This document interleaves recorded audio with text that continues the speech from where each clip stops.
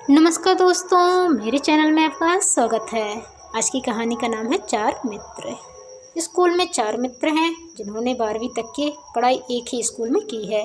उस समय यह शहर का एकमात्र लग्जरी होटल था। 12वीं कक्षा की परीक्षा के बाद उन चारों ने निर्णय लिया कि हमें उस होटल में जाकर चाय नाश्ता करना चाहिए।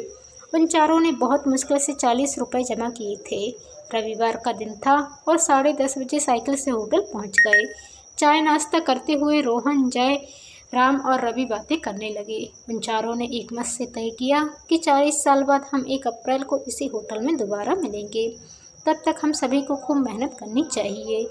यह देखना दिलचस्प होगा कि किसने कितनी प्रगति की है। जो दोस्त उस दिन सबसे बाद में होटल में आएगा उसे उस समय का होटल का बिल चुकाना होगा। ये सब बात उन्हें चाय नाश्ता परोसने वाला वेटर कालू सुन रहा था। उसने कहा कि अगर मैं यहाँ रुकूंगा तो इसी होटल में आप सबका इंतज़ार करूँगा। आगे की पढ़ाई के लिए चारों अलग हो गए। आगे की पढ़ाई के लिए रोहन शहर छोड़कर अपने चाचा के पास चला गया। जय अपनी आगे की पढ़ाई के लिए कहीं और चला गया। राम और रवि को शहर के अलग अलग कॉलेजों में दाखिला मिल गया। अंततः राम ने भी नगर छोड़ दिया।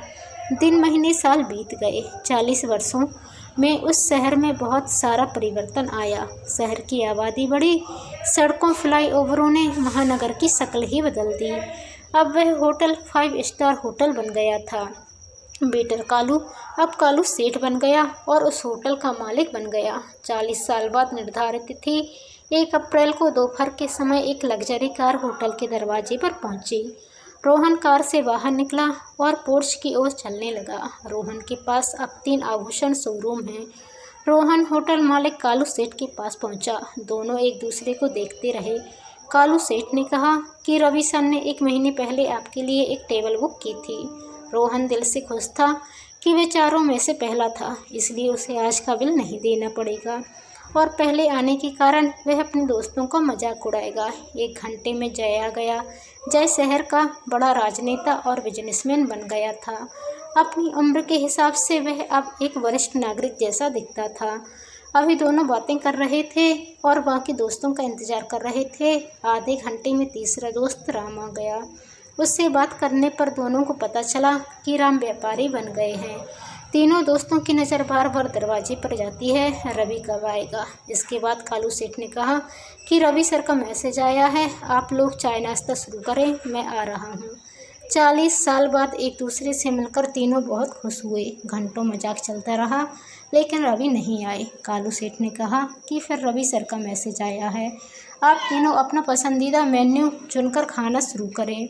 खाना खाने के बाद भी जब रवि नहीं आए तो उन्होंने बिल मांगा तो तीनों को जवाब मिला कि ऑनलाइन बिल का भुगतान कर दिया गया है। शाम 8 बजे एक युवक कार से उतरा और भारी मन से जाने की तैयारी कर रहे तीनों दोस्तों के पास पहुंचा। तीनों उस आदमी को देखते रहे। युवक कहने लगा, मैं आपके दोस्त का बेटा यशवर्धन हूँ। मेरे पिता का नाम रवि है। पिताजी ने मुझे आज आपके आगमन के बारे में बताया। वह इस दिन की प्रतीक्षा कर रहे थे, लेकिन पिछले महीने एक गंभीर बीमारी के कारण उनका निधन हो गया। उन्होंने मुझसे कहा था कि देर से मिलना। अगर मैं जल्दी चला गया तो उन्हें दुख होगा, क्योंकि मेरे दोस्त हंसेंगे नहीं जब उन्हें पता चलेगा कि मैं इस दुनिया में नहीं हूँ। वे एक दूसरे से मिलने की खुशी खो देंगे, इसलिए उन्होंने मुझे देर से आने का आदेश दिया। उन्होंने मुझसे अपनी ओर से तुम्हें गले लगाने के लिए भी कहा। यशवर्धन ने अपने दोनों हाथ फैला दिए। आसपास के लोग उत्सुकता से यह दृश्य देख रहे थे।